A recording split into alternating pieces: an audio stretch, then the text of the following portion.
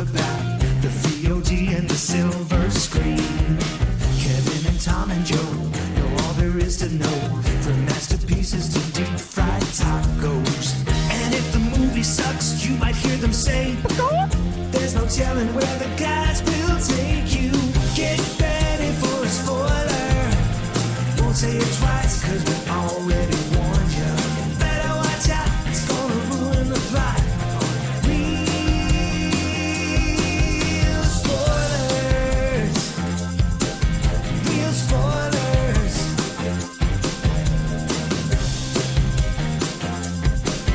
Real spoilers.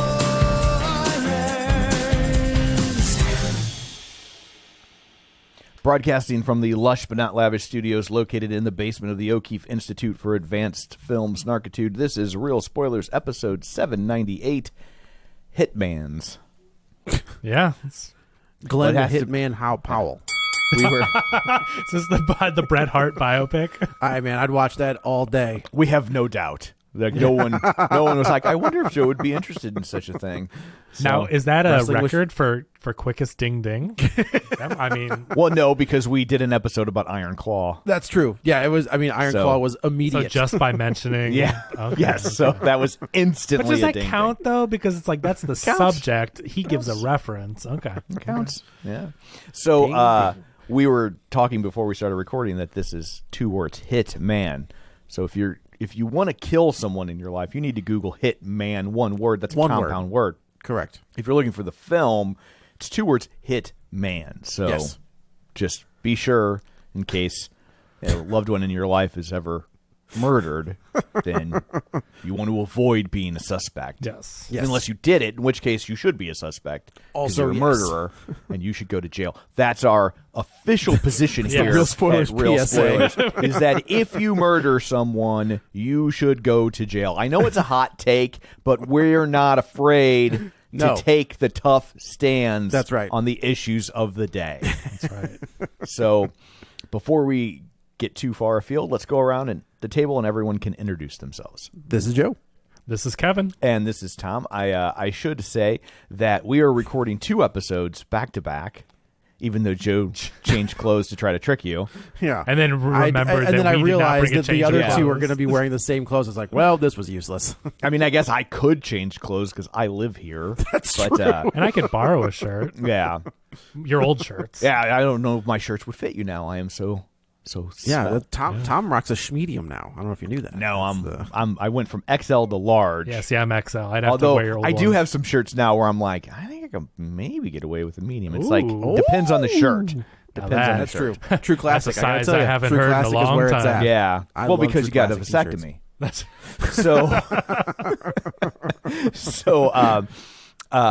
So I am going on vacation, so I'm going to be out for like 11 days. We're leaving on the 12th and coming back on the 24th. now is this third time's a charm? Yes. So Yeah, we're no- yeah, attempting- good Lord. We're attempting to go to Hawaii. So we were supposed to go to Hawaii. This is first world problems, but we were supposed to go to Hawaii in 2020. But then, of course, What happened in 2020? Bad Boys for Life was the highest grossing film of the year, and then the whole world collapsed. And we were going to go in 2022. We rebooked it. And the day before we left, my wife got COVID. Yeah. So luckily we had I've bought been there. we had bought the insurance. good So call. we got our money back, or the bulk of it. And so now we're doing it again. But we booked a totally different type of Hawaii trip. So we're doing 3 days in Oahu, and then we're getting a cruise ship, and it goes to like various islands That's for 7 cool. days. It's gonna be a lot of fun. You've been trying to go to Hawaii so long that each time you're planning your visit, you're going to see a different Jurassic Park sequel filming location. I've been trying to go to Hawaii so long that originally I was going to go with the Bradys. That's And then it was Saved by the Bell. and then we were going to meet Vincent Price and I was Planet trying to think of a Tiki. Richard Linklater joke, but I couldn't Yeah. come up with it. Because he directed Aloha, right? Did he? no. Who was that? That wasn't Linklater. No, it was, I thought it was the Cameron Crowe. Oh, it was Cameron Crowe. Cameron Crowe, yes. Yeah. yes. Well, then good. Yeah. I'm glad I didn't make it. Yeah. Well, but you kind of did. Yeah, I know. Don't. I'm sure Kevin will take all this out. Oh, of yes. post. yes. It'll all be gone. This will be a deleted scene Yeah, for our right, Patreon right. subscribers. So anyway, so I will be out for 2 weeks. So we're recording 2 episodes back to back. So you will not miss a week, and then theoretically, the next week, if all things time out right, I will record that week's episode during a layover in Phoenix. Yeah, Oh, man. he's gonna That's do wild. it live from the lounge. Yeah, I'll do it live. Yeah. So anyway, before we dig into Hitman, shameless plugs. Don't forget we're available on Apple Podcasts, Spotify, iHeart, TuneIn, wherever you find a podcast. You can find us while you're Spreaker. there. Sure. While you're there, be sure and follow us so you never miss an episode. Maybe leave us a review. You can also find us on Facebook at facebook.com/realspoilers. While you're there, like the page, join the group. It's called the League of Show Sharers. There are no League of Show Sharers to read this week because for us it hasn't been a week. It's been right.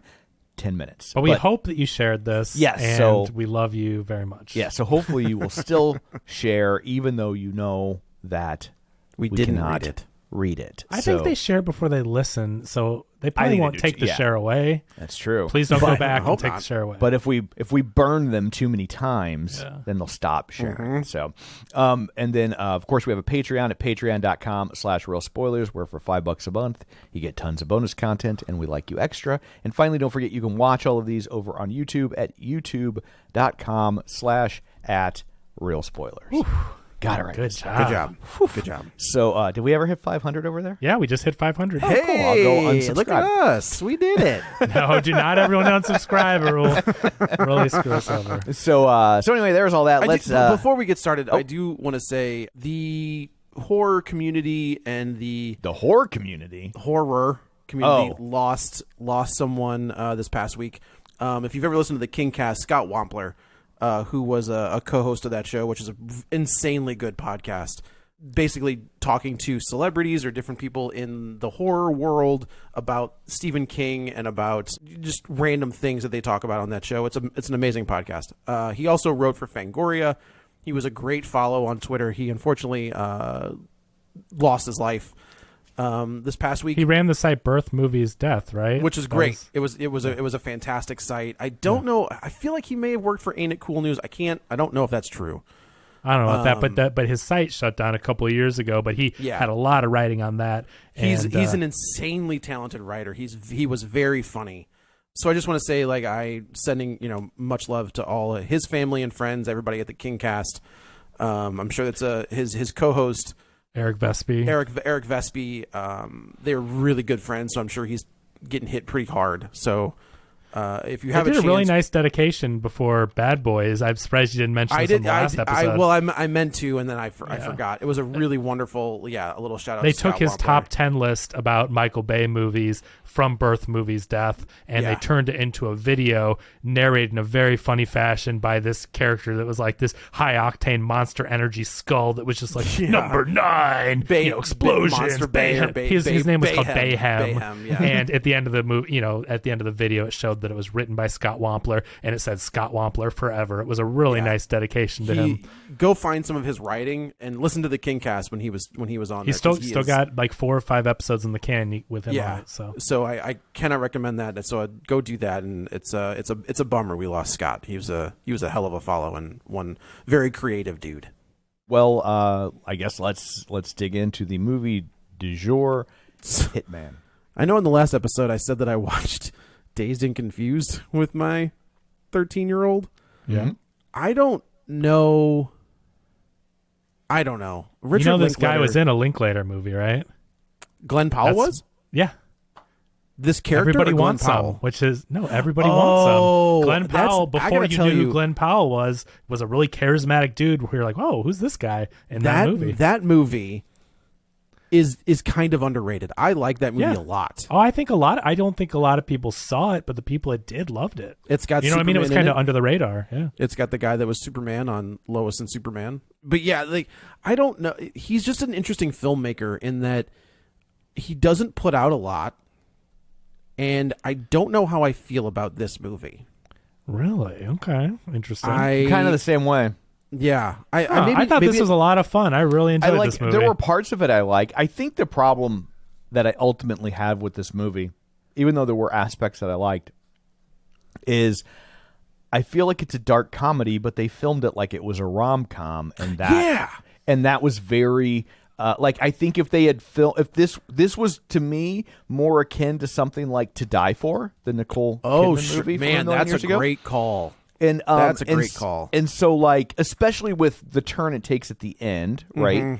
And so, like, I wish it had been more of a dark comedy throughout, as opposed to, like, they kind of wrote themselves in a corner, and then we're like, yeah, screw it, we'll have them do bad things and get away with it, right? And I'm like, I kind of dig that, but that wasn't the vibe of the movie up until then, and so it was kind of that juxtaposition didn't work for me. And maybe that's purposeful. Maybe they were like, no, that's the whole point. Like, I didn't see that coming, and so I like that twist. Yeah. Especially after getting to know the character. And I will say, to me, and everyone's different, but I liked that it was filmed like a rom-com, yet there was this hitman aspect going on. I actually liked that the movie was a rom-com, sort of hitman aspect, dark comedy.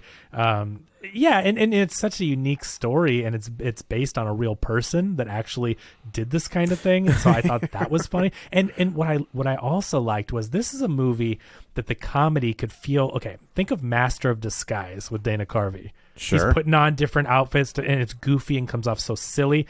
Even though, like, they could have turned this movie into the guy being a artistic director for community theater, right? And like, oh, I failed at doing all these roles, but now I can use my acting talents and be all silly. And I like that they made him more of a philosopher and a psychology expert. So he was looking at these things and trying to understand the humanity and find the right hitman for the person because of the psychology. To me, that comedy was a lot better, and actually I could still feel the stakes and felt the danger that they were in with all the crime and like the killings going on, that happened throughout the movie. To me, it upped the ante and made it interesting, rather than if you just make this goofy guy, or like Mike Myers in costumes. Like, this could have gone very silly. It could have gone very, very silly. I appreciate that the humor was more. It was interesting why he was doing it, and I think Glen Powell is very charismatic. The guy is so likable. We talk about. I'm glad you brought that up, because I agree with you. We talk about how there are roles that automatically make someone a star, right? Will Smith in Independence Day, Chris Pratt in Guardians of the Galaxy, Eddie Murphy in 48 Hours. Absolutely. Glen Powell he hasn't had a role that has like skyrocketed him to a movie star, but he has been doing consistent, like, top tier stuff where you're like, oh, like, this guy's really good. And I keep, like, the one with Sydney Sweeney. Well, that's Top the thing. Gun. That was, if there was one, I mean, he's a side character in Top Gun, very likable, very handsome, charismatic dude, but he's a side character. But that Anyone But You, I think, is where people really noticed him, zeroed in on him, and left the movie remembering his name. Exactly. Yes. I mean, because this guy was in Spy Kids. Like, he's been around for a long time. Sure. Right? But it's funny. He did an interview where he said, I auditioned for Captain America and I screwed it up. You could see and that. It would, right? I'd be like, how did you screw it up? How did that happen? Because when you look at him, you're like, oh, I could absolutely see you being sense. Captain. If they didn't, they just announced that they're going to start casting for the Green Lantern show. And they said that Hal Jordan is going to be in his mid to late 40s. And I was like, damn it. Because they want Nathan Fillion to do it. Well, they can't have Nathan Fillion. He's Guy Gardner. He's Guy Gardner in Superman. Gotcha. But I was like, man, Glen Powell is, as much as Ryan Reynolds was Hal Jordan, like, Glen Powell could absolutely pull off Green Lantern 100%. He would be a great Hal Jordan. Yes. He's got that cockiness. You see it in Top Absolutely. Gun. He's got the cocky pilot. He's already got it, right? Yeah. So, everything that Ryan Reynolds had, I think Glen Powell has. But except for Blake Lively. Can't have that. That's true. You mean Lady Deadpool? But we'll see. I don't know. This one, I was like, oh, like, not only does he have that, like, instant charisma on screen, but the dude can also act. He transformed into all those characters, like, doing his thing. I'm like, man. It's funny. We kind of bag on, Tom bags on Split, right? Oh, yeah. I hated that movie. Yeah, I did. Okay. But, I mean, James McAvoy does the same thing. in that movie that Glen Powell is doing here. But there's just another, like, I don't disagree with Tom. I don't hate that movie, but it is like, okay, it's a little whatever. I think some of it is here. One, like, it's not supposed to be real. Yeah. Right? Like, they're saying this guy in Split actually has these personalities. Two, when we see those personalities, we live with them a lot longer, where most of these other characters he plays, you see for less than 50 seconds. Right. Which is fun. And it's a comedy, right? It's fun. Yeah. Yes, absolutely. Also, I was going through Richard Linklater's IMDb. There are movies in there that I didn't even realize that he directed. Really? Like, there was a few where I was like, he did that. You seen Boyhood? We did Boyhood, I think. Did we covered cover that? I think Oh, so. wow. Okay. Yes, Kevin, you were on that episode. I'm sure you were. 2014. Yeah, it was just barely. School of Rock, I didn't know was School of him. Rock. School of Rock was, He did the Bad News Bears remake. That was the one where I was like, man, that's wild. A Scanner Darkly, which doesn't seem like a Linklater film at all. Do you know he did Slacker? I did know he did Slacker. Have you ever heard Kevin Smith talk about it? I have heard. And it's funny. I had never seen that. And then, he had, Kevin Smith had talked about it. And I was like, all right, I'll go back and watch it. Yeah. And I was like, oh, it's exact like Clerks is Slacker. Like It's the movie it's filmed the same.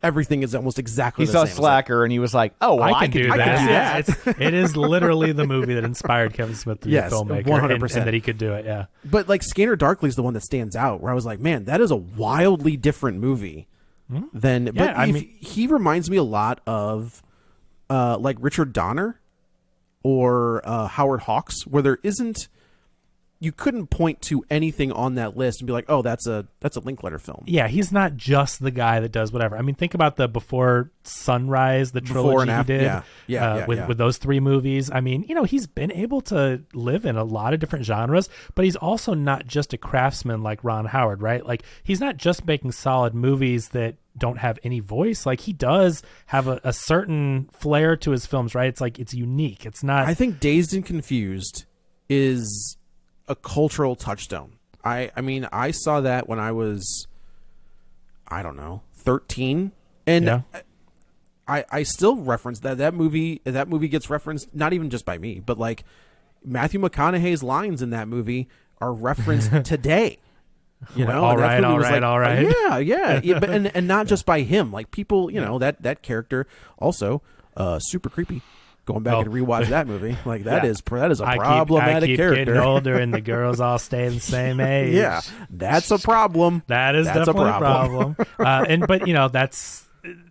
I think that's also a commentary, though, on talking about the 70s. Not saying it's right, but I mean, things used to be a lot different, and it's weird to go back. Now we're talking about 50 years back, where when that movie was released, it was 20 years back. It especially, everything is so far removed and just from that. The people that were in that movie. Right? Oh, it was Ben Affleck and Cole Hauser and Mila Jovovich and Joey Lauren Adams. And isn't Cole Hauser's the guy from Yellowstone. Okay, what about the guy from Mallrats? Though, is it him or Jeremy London, or is it the brother? I think it's the brother. One of the? It's the brother. Okay, because speaking of Jeremy and Jason London are the two. I mix them up sometimes. But okay, go back and watch Mallrats. It's almost the exact same cast. Mallrats almost has the exact same cast as Dazed and Confused, which again, to the Linklater, connection. So yeah, I didn't see anything about this. I didn't know anything about this. I knew that it existed and it was on Netflix. Yeah, this is Jason London. It's the guy. He was in, was it Party of Five? He was in one of those. Yes. He was the TV show guy. The Dazed and Confused is? Yeah, it was Jason London, the brother. One of them is Off the Deep End. Oh, I think that's Jeremy London. Yeah. I think that's maybe part of why Mallrats 2 is having a little trouble. Oh, okay. Since he's the main character. I'll have to look it up and I'll correct it if not. But TS, I think that is. Get it together, TS. It's my favorite Kevin Smith movie, so I would Mallrats love... Have you ever seen the other cut of that? Oh, I don't There's know. another cut. I'm not sure. It's not good. Okay. Yeah, I don't know. Not good. I love Mallrats, and the Mallrats 2 Die Hard at a Mall. He's been trying to get it made for 15 years. I wish they would make this movie. It's Universal owns the rights to it, unfortunately, and Kevin Smith is just like, just let me do it. Like they're never ever going to do anything with Right, it. like, but they yeah. won't give him the rights to make the sequel. That's the problem. That's weird. They like had an in, and someone was going to like, yeah, we'll let you, and then it never came to be. I don't know. It's a bummer. It is a bummer. So I saw the way I initially thought this. I thought he was like a hitman. Yeah. That also. Yeah, that's what I like, thought we were getting into as well. Yeah. And it's. I not never saw a at all. trailer, didn't know anything about this movie, and yeah, I thought he was a hitman playing different characters or whatever. Well, I thought he was like he was this teacher by day, but Right. then he's this hitman on the side. Yeah. So we find out that Glen Powell is kind of this. I'm not going to antisocial. He's an intellectual. He's an intellectual, He's very quirky. How about that? but he's not a And- social guy. I He is feel not like a social guy. I wonder if in the real life guy was on the spectrum. When you look at like the pictures at the end and like everything he was involved in, 100% agree with you. Yeah. Like I think he was on the spectrum, and that's why he was so smart. And it also like he didn't have much of his own personality, but he could adopt these Yeah. personality because Yeah. he was always like watching. He could people. hone into Well, they exactly. even kind of talk about that where he says that he was just studying people. Right. Right, like that's why he got into this, got so good at this part because he just liked watching people. I just think this is such a unique story. Again, like I thought this was just another like a wacky hitman story, and he's dressing up to try to infiltrate different things. Like the fact that this is a teacher or a professor that is also doing a side gig because he's got nothing else to do, make some extra money. Right. And he's very intelligent. He builds these small cameras and audio devices, and he's usually just in charge of planting the devices. But what happens is there's a cop that gets caught on camera beating up some kids, and teenagers. so now his face is everywhere. The line that I like from him is when he's getting like kicked off the when he's facing a 120-day suspension. He's like 120 days with pay, lame. And I was like, hey man, that sounds all right. I don't know what you're talking about. But then I he was thought like- that was funny that like that's punishment. for Yeah, police. right. I also thought it was interesting, especially I have just talked about Bad Boys and its evolution of police treatment on film, right? That this is a guy that 10 years ago would have been the hero of the film. Right. Like, For sure. He's the Doing cop. what it takes. I do what it takes. I'm not by the book. I just catch bad guys. And now Right, it's like, right. no, you're a racist prick who's abusing your power. I mean, we're beating still up gonna teenagers. we're still gonna let you be a cop, but we're Right, gonna right. feel conflicted. But we're not going to like it. But we're gonna feel conflicted about it. But right? that's to Linklater's credit. Like he's writing about a more modern take on the cops, Right. and I Yeah. appreciate Yeah. that. This guy also is his name. The actor's name is Austin Amelio, who plays the bad cop. I thought he's really good. I had never seen him in anything. I thought it was who's the guy that would not Marty McFly for a second. I thought it was Stoltz? Eric. I thought it was Eric Stoltz for a second. I don't know why, just under a beard. Oh and stuff. man! So fun fact: I was watching. I told Bella I was like, this. We were watching something from The Office, and Jan popped up, and I was like, she was supposed to be Jennifer in Back to the Future. She was originally cast as Jennifer. Oh, okay. And she was like, well, what? And I was like, yeah, Michael J. Fox wasn't Marty McFly. And she was like, what are you talking about? And I was like, there's another actor, and he was doing this whole thing. I showed her the clips of Eric Stoltz as Marty McFly. She's like, that's so weird. And I was like, that's why they fired That's him. why- yeah. Because it was so weird. he was making a different move. He was but she could not figure out that Jan from The Office was originally Jennifer. And then It's when interesting Eric that they Stoltz recast both those actors. well, they recast Jennifer twice. Yeah. Because it's Elizabeth Shue in 2 and 3. Like, it's not even the same Oh Jennifer. no! in- But for the original though, it's just interesting Right, that right, both. right. I mean, the two leads of the movie completely. I just changed. wonder, well, this is totally off topic, but I do wonder if, like, there had been some sort of chemistry that was created for between sure. Eric Stoltz and whatever that gal's name is. And they Right, were just like, for we sure. gotta we It just gotta didn't work once do Michael the J. whole Fox thing. came in there. Yeah, But yeah, she was like, this is strange. I was like, it is weird. I thought this guy Austin Amelio was great as the bad cop. I really liked him.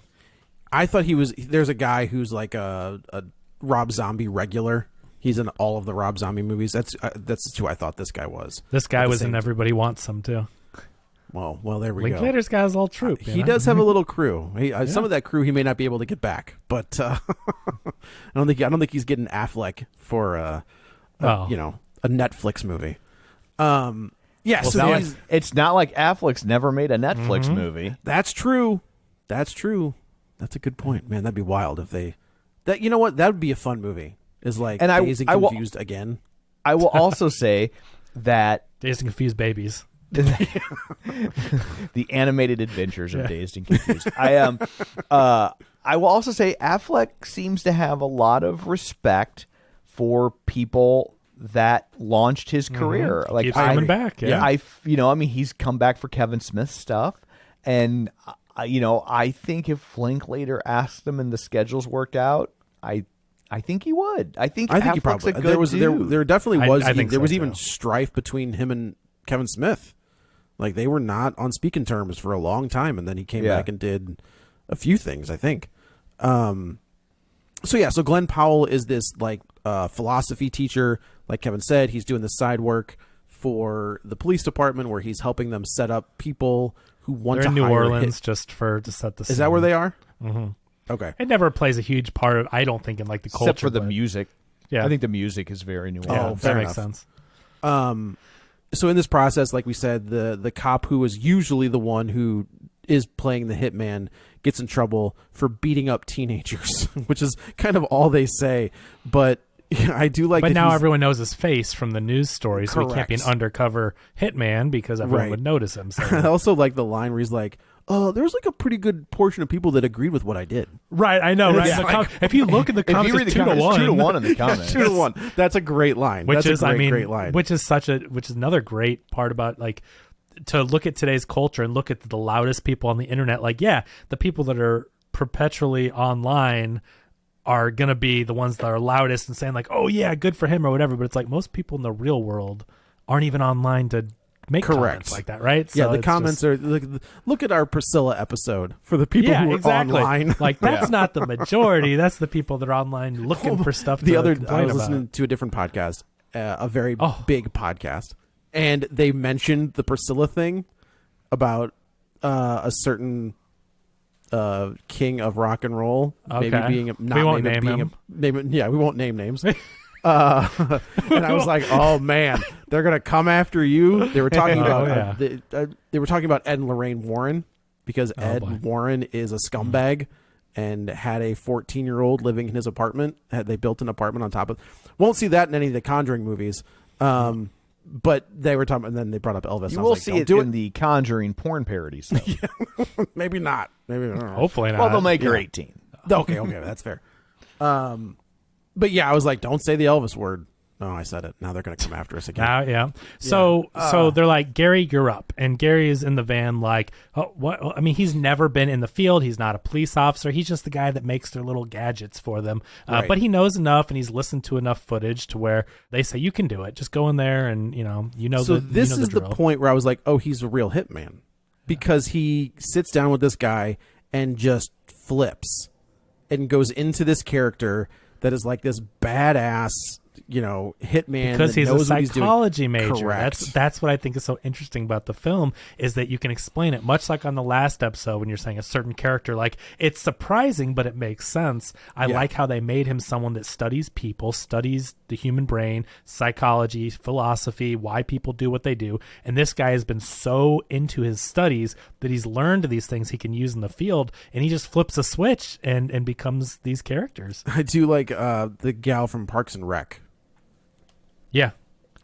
She's just like, where did that come from? He's like, I don't know. I like the commentary with both her and the other guy in the van. I think it's really funny with them. Just that's why I enjoyed this movie because it is like a lighthearted. It is more of a comedy than a serious film. Now there is some tension. There are some stakes at play here, but at the end of the day, like I feel like it's just it's a good date movie. Absolutely film, a very good date movie. I would give you that. But he goes in there and gets the guy to confess. He plays the part perfectly, and they're like, "Oh wow, Gary's got it. Like he can do this." When you're trying to catch people on a hitman thing, having watched a lot of Datelines, like you have to get them to say certain things, Yeah. Right. Like you can't, it can't be coded and dance around it the way people want to do. Like you need them to say certain things because if not, when they go to trial, they'll be like, "Oh, that's not what I meant at all." Yeah. Yeah, take that's not care what I of him. said. I I meant didn't say like that. he has health issues Yeah. and you need to assist him. So that's why having someone that's into psychology knows how to pull that out of them, and that's what's cool. Is each character from here on, Gary. Because if you try too hard, then they're like, I know what entrapment or you're whatever. doing. Yeah, Or they right, figure right, you right. out. Yeah, you yeah. know? So I like that. So from here on out, he's their guy. They keep sending Gary into these things, and Gary does research on social media, which makes sense these days. Everyone puts their stuff on social media. You see him researching, and he caters his hitman to each of their personalities so that he can pull out exactly what they want. He pretends to be the person they'd feel comfortable spilling Right. this to, right? Correct, And so that's correct. what's really funny is you see on the poster, and if you've seen the trailers, all these different disguises, so to speak, that he goes into are the hitmen specifically for the mark. Right. And we get a pretty good montage of him working each client, well, I guess perp, I guess would be the more appropriate word. Until he comes across this woman who is, her name is Madison. And every person he's dealt with up until I guess we should get it. Adria Jorna is the Yeah, actor's like name. where do I know her from? You know her from Oh, you Good know what? She was on Omens? Andor. Andor. There you go. Yeah, she played Bix on Andor. Okay. But I thought there was something else that I had seen that we had. Oh, She was in Good Omens? She was in Morbius. She was in Okay. She's Was the she girl like in. the doctor she's the woman in friend, the Morbius. researcher. Yeah. Yeah. Well, we won't talk about that. Yeah, That's a movie that, man, had its 15 seconds and just disappeared into the ether. Like, remember Morbius was people were clowning on it. Again, but now that's have you another. heard? That's sure another in- Spider-Man character you could make without Yeah. needing Spider-Man. I'm sure But in they 2 screwed it years, Netflix will get the rights, and all of a sudden it'll be #1 on Netflix for 2 months. I think it already did I think that happened. actually, I think yeah. that happened. Yeah. But like it had its time, and then everyone's goofing on it. Oh, I gotta watch this, much like Madam Web, and then it just disappears. Like Madam Web was the #1 movie on Netflix when they got it, right? So terrible movie, bombs at the box office, #1 on Netflix, right? Well, I But- think it's because like you've already paid for Netflix, you've heard so Yeah. much about this movie, you're like, I might as well let it play and see what it is. it's just See hilarious. what's Like when what. people talk this movie that we're talking about, #1 on Netflix, the power of Netflix. Like I know that people hate things going straight to streaming. I get it. But if you look at what old movies do or failed movies do when they go to Netflix, yeah. and so it's the same. Well, with new not even movies. failed movies that maybe flew under the radar. And, That's You're right. Either way, Netflix, right. Netflix to me is it's Blockbuster now, where you walk down the aisles of a Blockbuster and a movie that didn't do well in theaters. Anchorman is a prime example where it bombs in theaters, but it finds a second life on VHS. Difference is these movies that are maybe finding a second life that were bombs in theaters aren't getting the bump in pay. Right? Like you go, Anchorman made all of its money on rentals and, home video sales. That's Right. not a thing anymore. That doesn't, that market does not exist. And I think, and obviously I don't know what the parameters or the terms that were come to in that Actors and Writers Guild strike, but you have to believe that there may, depending on how many times something is streamed, would hope. generate some sort of revenue for Yeah. the movie itself, or the actors or the writers or directors or whatever. But that's what I'm saying is I think that this second life on Netflix means nothing anymore. What do you mean? Financially, Well, like- it might not mean as much for the actors as a as it used to. as a movie that takes on steam. But you know what though? But VHS. what it does do. What my point with movies that have failed financially that get this second life on Netflix, it's getting them seen, right? So if you That's have a true. hit movie on Netflix, even if you're not making as much for every play or stream or whatever, though, if you have the #1 movie, that gets a lot more eyes. It brings your IMDb star meter up. So Right. there is a benefit. I do wonder, and Kevin and I were talking about this the other day off air, as I wonder if you will start to see movies that underperform at the box office still get sequels because they're in desperate need Yeah. of new IPs. And if a movie underperforms but develops a following on streaming, Right. then now its value, maybe they will go to the theater. Like we were talking about this in the wake of Fall Guy because that was a good movie. It was a good movie. And there's no reason that shouldn't result in a franchise of some sort. And so, we were talking. I was like, I wonder if this movie hits VOD, it hits Netflix or whatever streaming property it goes to, and if it takes on a life, and people are like, oh man, it's a shame I didn't see that in theater. That was actually really good. Will that be enough to get a Fall Guy interesting. 2. You know, Yeah, I wonder. But yeah, so this movie debuts at number 1, right? So I think that's why they're putting so much value in. Like, you want things to go to the theater. Like, you, in the perfect world, you would love that, and box office and keeping theaters afloat and everything. But look at the power that Netflix has. And Netflix is going to, if they're going to give you a big chunk of money to buy your movie, and you know that it's going to be the number 1 movie and hundreds of millions will see it. So I don't know. It's just a very confusing. Look at Monkey Man. I mean, Monkey Man was supposed to go to Netflix. Like, that was supposed to go straight to Netflix, and luckily Jordan Peele stepped in and stopped that from happening. That's the way that you wish more would go. Is put it in theaters. Like, what, you're going to be on Netflix in a month, right? Like, why do they? You'll not? still be there. It'll be okay. I think Netflix. The only thing is Netflix wants to make you, your subscription's now $22.99 a month. They want to give you the value, and if you're like, well, I'm just getting movies that were in theaters, like, they want to say. See, I don't know that I agree with that mentality. Like, I'm not saying that you're wrong. I'm saying that I think Netflix might be wrong. Like, I think they want the perception of, we're giving you stuff that you can't get in theaters. Yes. But I feel like if all of a sudden Netflix has all these theatrical movies that are now on Netflix, and they have their own theaters, I feel, and that's just for awards purposes. Right. But I would think that, like, if Hitman played in theaters for 4 weeks and then popped up on Netflix, I feel like, from my vantage point, its value would be perceptually higher. It's Anyone But You, right? That's a theatrical release. Anyone But You did huge, and then it went to Netflix. Right. And I agree. Right. I'm all for it. Everything should go to the theaters, and if not everything.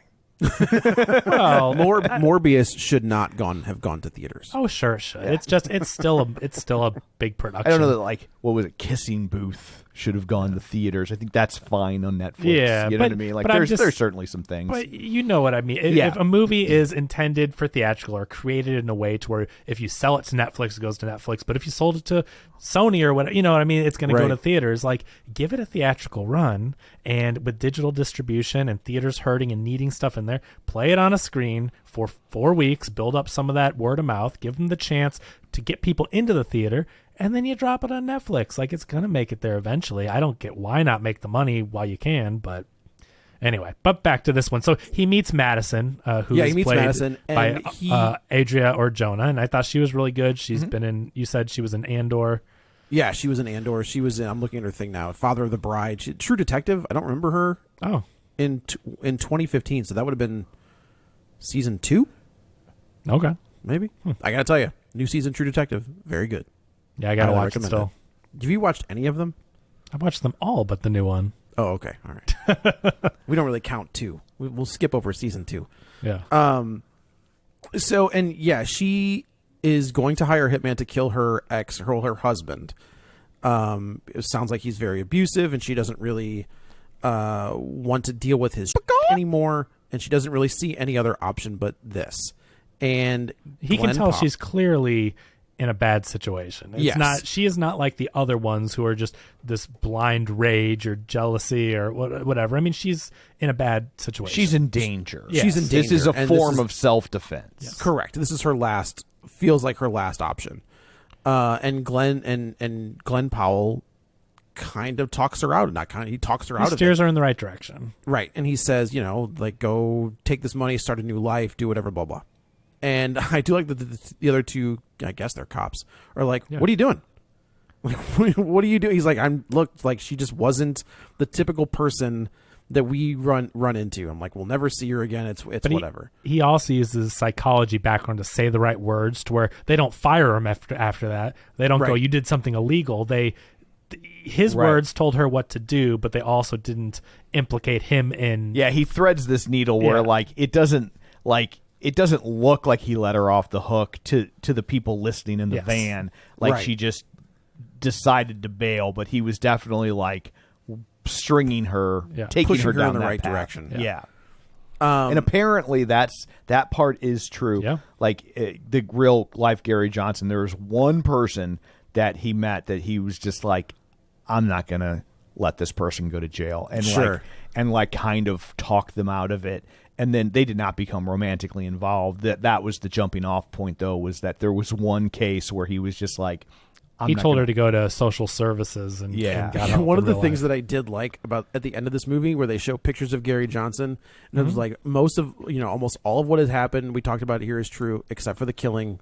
Gary didn't kill anybody. Yeah. And I was like, I like that little tag at the end, which I thought was very funny. That's what I think makes it okay, right? Because we've talked about pain and gain and that stuff, but that's trying to like make a comedy out of real innocent people dying, which I don't like as much. This movie is all a lot of it's based in reality, and they do this little thing, but they're very clear about it, right? Yeah. And they definitely they weight the scale to where the people who are dying. True. You don't care. They're bad. They're people, bad. They're bad people, right? Yeah. Like it's a dirty cop. It's an abusive husband that's hiring a hitman. Yeah, right. So he meets Gary up with goes Madison. about his life, Yeah. and he's doing.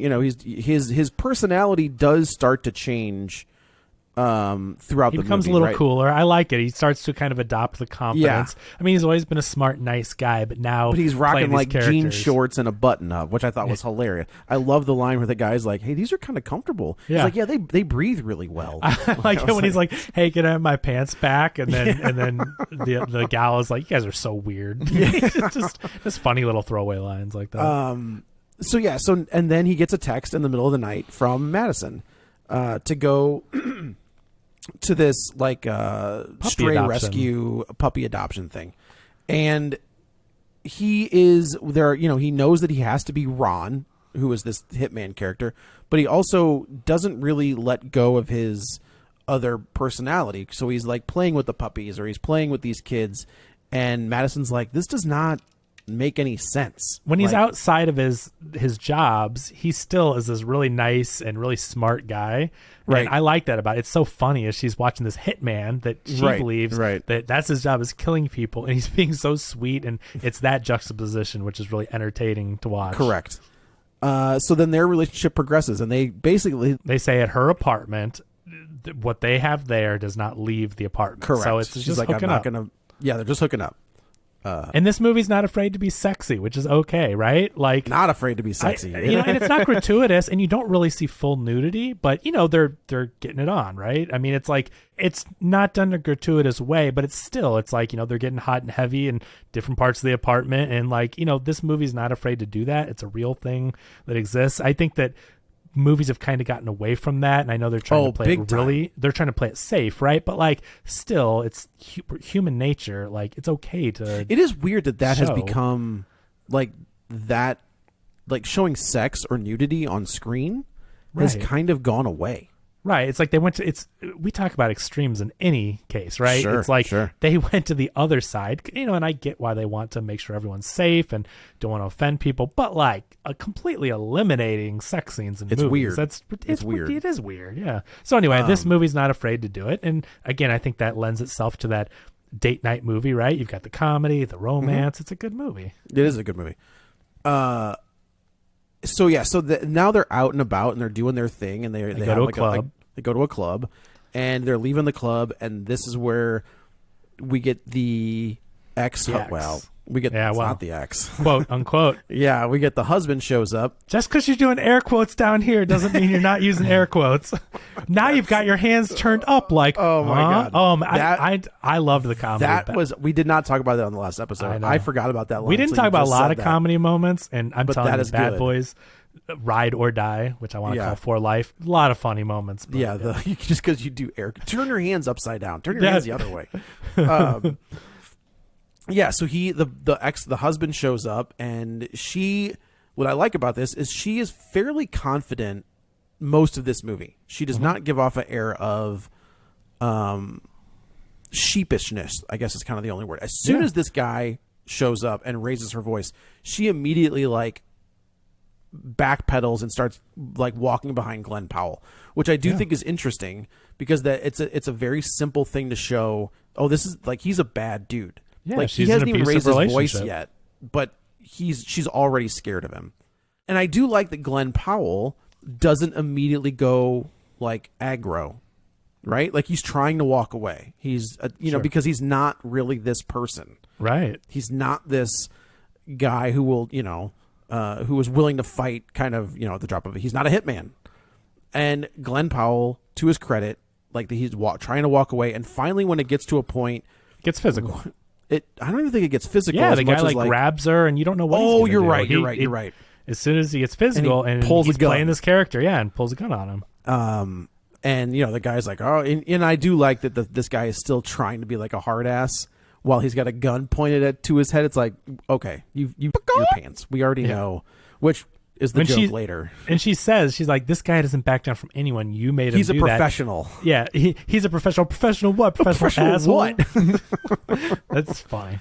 That's Linklater. Linklater has written some very funny lines, and I love that he's able to inject that comedy into even these serious situations. Yeah. So they go to grab some ice cream, and they're sitting down and they're talking, and we see the suspended cop is in the same lieutenant. place. Yeah, the bad lieutenant. Yeah. And he comes out, and they Jasper. Glen Powell knows that he is in trouble. Like, this is not good. Luckily, but he plays it cool. Like, I like that this character Gary has built in the confidence to where he's playing these characters, and I like that there's an internal monologue you hear throughout the film, but you never see Gary being nervous or like, oh my god, what am I going to do? Like, he plays the character. He never gets out of character when he's in that mode, right? And he's smart, right? So he plays the psychology of both of them, and now he's like, well, I've got something on you because. Later on, he's like, well, you knew who she was? You ran into her and didn't say anything to the police chief? Right, right. So they play it off, and it goes off kind of without a hitch. And then... Well, he's like, you're still married? You haven't divorced him? And she's like, And then she's like, so who is this coworker guy that we just coincidentally ran into? And she's like, so we're even now? Now, he's like, no. And I'm trying to think. So they... Oh, and is it the... So the husband, they do another stakeout, and they're back to back. And this is kind of the surprise, which I think if you've seen enough movies, you know what it's going to be. But after that interaction, they're like, okay, we got another one. We don't have a lot of time. We don't know anything about this guy. This just came up, and he's walking in the diner. And he's looking through the window, and he's like, hey, is that what? And it's the ex. Yes, and they play it to where Glen Powell knows he can't go face to face. Yeah, so they sit smart. back to they sit back to back. It's for your protection. Look forward. Yeah, right. And they start talking, and of course, he knows immediately who this guy is. And then we kind of find out that Madison isn't exactly honest about anything. She hasn't divorced him. It's not really bad, like that, though, Joe. It's just that no. She's not officially divorced, right? It's not correct. I think this goes to but you start comedies, to wonder. It like creates this motif of like, well, but what is really going on with her? And especially when we get the reveal in the next scene after this. But the ex says, hey, and this is a twofer, I want you to take out her boyfriend. And that really gets under his skin. I love this scene. I think this scene is great because Glen Powell does this thing where he turns into like a bad guy. Yeah. And he turns around and he's like, this is, and then the husband turns around and realizes who he is. And then the husband's like, I just my pants, and like runs out of the thing. He's like, I'll do it myself. Right. And I was like, that was good. I liked that. What I like about the writing in this scene, so you could watch this movie and go, you blew it. You could have just put the ex-husband in jail. Like if you just let him do it, say, hand me the money and it's done, right? But these are humans. These are people. No one's perfect. And he let his emotions get to him like also, a human being. He really can't do that, right? Because what's that trial going to look like? Well, you're the boyfriend that I thought I was trying to kill. Yeah. I confronted you outside of the bar. It opens him up to trouble. Right. So it's how do you know her? And then you're going to go down the rabbit hole of like, oh, she tried to hire you to kill me. Yeah. Like it gets so convoluted that I don't think a prosecutor would go after that. So it's smart. Not at all. And this guy knows it. So I like that it's he kind of blows up, but also he knows that it would not be good for him. But then the guy says, I'll do it myself. So he's trying to warn Madison. He's like, this guy is going to hire someone or he's going to kill you. Right. And she's, this is where their relationship kind of blows up because he's like, how do you know this? And he says, like, I'm not a real hitman. Like, I am. No, that's the very end. So she gets a gun and he's like, what is that? And she's like, I got to protect myself. You said this guy is going to kill me. But that's then they go shooting together. Yeah. But when he reveals it is the very end of the movie. Like, he doesn't reveal that to her until because she basically up. uses him to teach train her her to how to kill and get away with it. Sure. He doesn't want to train. He's like, it's okay. You're right. You're You're totally dangerous. right. You've got a gun. This is actually more dangerous now. And she's like, I've got to protect myself. This is what you do. And so he takes her out shooting and kind of trains her. And then fast we go back to forward. he goes to the police, and we find out that the husband is dead. And he has, they think it's a drug deal gone bad, and he's been shot with a $38. And he was like, what the, Glen Powell's like, what the hell is going on? And then he's like, look, there was a life insurance policy that was taken out, like $1 million, blah, blah, blah. And I love this. I love, this is like, kind of reminds me of something like After Hours, where like things keep getting worse and worse and worse and building the tension. You're like, It's a simple, it's the romantic comedy trope, right? Where like, if you just come out and say what the deal is and you're honest, then none of this is really an issue. But because he doesn't, if you say but he lied to her, so if you say this, right, it's going to blow up his spot. And normally that trope in a movie is like it's completely self-inflicted, right? Right. Here, he can't say the truth because to his workplace because he's committed a crime. Right. He's going to lose his relationship with this woman that he loves. Yeah. And he's going to lose this secondary gig and probably go to jail. Well, yeah, because now he's been lying to them. He's been seeing this person who was a suspect, let her go, and now if they find out they've been sleeping together, but now, he's a suspect, right? Now the husband's dead and you're dating the ex-wife or the soon-to-be ex-wife. It's a mess, and I love that it just all turns to crap, and he has to now figure out how to get out of this. After Hours is a good. I was thinking Fargo, where it's like just the worst circumstances. Sure. A simple plan. Simple plan, exactly. Yeah. So he goes to see Madison, and he was like, "So, how are you? Anything you'd like to tell me?" And she was like, "No." He's like, "Did they tell you about? Did you know?" She's like, "Oh." Yeah, I knew. He's like, when were you going to tell me? She's like, I didn't know. I was kind of processing it. They go to embrace, and she was like, and it's kind of messed up that, I had to kill him. And he was like, what? She's like, yeah, I killed him. And this is the reveal. Love this because he freaks out. And she goes, well, you do this all the time. Like, I love the fact I've never killed anybody. She's not scared to tell this guy that she did it, right? Because he's a hitman. It's like they have a shared hobby now. Yeah, it's like, no big deal, right? This is what you do, and I was protecting myself. And he flips out and he goes, I've never even killed somebody. And then he's like, I'm not a real hitman. I work for the police department. And she was like, you lied to me the whole time. And he was like, I didn't want to, this is the big romantic comedy reveal. But as far as romantic comedies go, and the thing that tears two people apart, this is valid. This is a pretty valid. This is a pretty split. valid. So they leave, and I think that the bad cop is on to him for at sure. this point. Yes. We find out that he's been, since the frozen yogurt place, he's been kind of tailing them the whole time. Yes, correct. And then we go back to the police station, and we get the revelation that she is the number one suspect. And so Jasper convinces them, hey, he's the only one that already has a connection. Let's go right now, surprise her, get her to confess. So he has to go in after this big fight. And this is my favorite scene in the movie. This is a great scene. This is very good. Yeah. What I like about this scene is that they are both mad at each other. Yeah. But the way it ends, and I was like, okay, like that, like the little nod and the wink especially between the two of them is pretty great. Yeah. So he goes in as Ron, and he has on his phone because they're listening on to the way everything. there. Yeah, which is and great. he's got notes. notes on his phone, and he's like, they go through this whole production of him basically leading her through all of this, all the answers, all the answers she needs, all of the way that she needs to, the inflections in her voice, and get angry, get bigger, get mad. Yeah. It's a great finally scene. Their chemistry is really cute here. I mean, it's the best scene in the movie. Yeah. Glen Powell has very good chemistry with his co-star. Yeah. But like, we know he's charismatic, but the way she's playing it up is really cute. Yeah. How she's like, I didn't do it. I didn't have anything to do with it. And like the way that she like shoves him away, and like she's like putting on a theater production herself. I really liked it. Yeah. I do like that when he leaves, she's like, God, that was that intense. wink at the end. Yes. Well, let's never see each other again. I don't want to ever cross paths. And he's like, fine, and then winks at her and leaves. Right. Yeah. So they clear Madison of the murder. The other cops in the van are like, she didn't do it.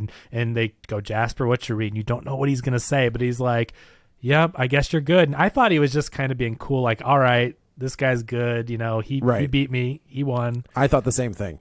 Yeah. He What's goes his back real to her name? apartment. I Which keep one? calling him Glen Powell, but Oh, Gary. Gary goes back to the apartment, and who's sitting in the apartment but Jasper? And he was like, look, man. And of course, as a dirty cop, he's like, I don't care. You do you. You got away with it, but you're going to pay me. Yeah. And as he's going through as Jasper is going through his plan, he starts to like lose his balance. And I was like, oh, what is happening right now? And she says, Jasper collapses on the floor. And the way Glen Powell plays this is like, what are, like, just the look on his face. He does not move from his spot on the couch. Where I was thinking this would what's be a flip. happening? I was thinking that Gary was finally going to do something, but Well, he you know, does. because she's already killed someone, right? And I was Right. like, oh, now he's going to break bad, and they're going to be. But it's funny that where she's like, oh no, I put a load of drugs. I put in his drugs, drink. and she's like, Oops. but now he's like, we have to do something. Like, I've drugged a cop, and he was Well, like, she's like, we're well, screwed. There's nothing we can do. and Glen Powell walks over, grabs like a Schnucks, a plastic bag, a Schnucks bag. That's a a very Deerberg's local, bag, actually. very local reference. And she's like, "What are you doing?" And he was just like, "Commitment." And he puts the bag over the cop's head because he can't move, so he's just going to suffocate himself, basically. This very much reminded me of something like True Romance. It's the comedy, see but that. it's a romance, right? Because, you know, they're like killing people, and then Patricia Arquette thinks it's romantic. And this was very much that dark comedy type of, and, you know, Linklater comes out of when Tarantino was big. And I just think that these are the kind of movies and writing that are his strong suit, these quirky comedies, dark comedies. And Yes. I like this how he just, without saying anything, starts doing this. And you're right, that this is commitment. And yeah. yeah. And he dies. They kill Jasper. They put him in his car. They make it look like he overdosed on drugs.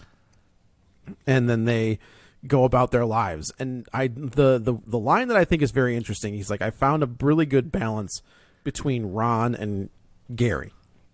So he's taken like aspects of both of those personalities and combined them, which again to me means this still isn't the real person.